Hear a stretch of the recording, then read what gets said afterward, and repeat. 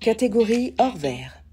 L'agriculture et l'élevage dans les Outre-mer contribuent à l'économie locale et à l'autonomie alimentaire. Face aux défis climatiques et économiques, ces secteurs misent sur des pratiques durables pour préserver les ressources et soutenir l'emploi.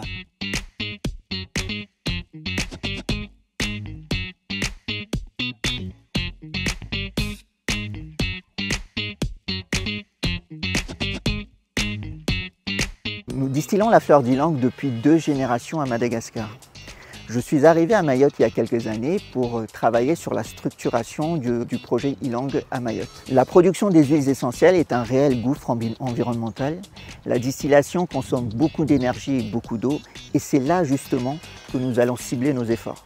En particulier, nous allons utiliser l'énergie solaire, on va recycler les eaux de refroidissement, on va réutiliser les déchets en fait de la distillation. Tout ça pour le bonheur des producteurs et pour avoir une qualité d'huile essentielle hors norme. L'avantage en fait avec ce projet Néosynth, c'est qu'il sera applicable à d'autres huiles essentielles.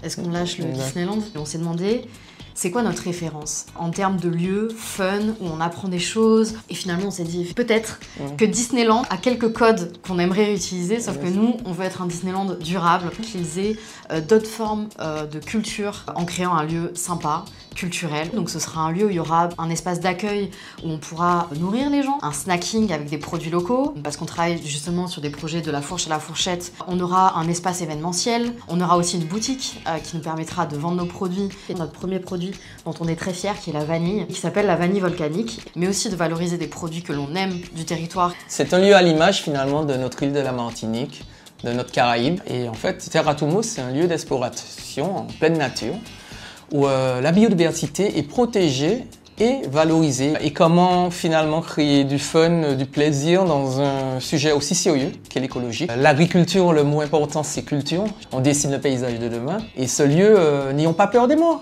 Faisons le Disneyland de la biodiversité. On vous promet, ce sera super.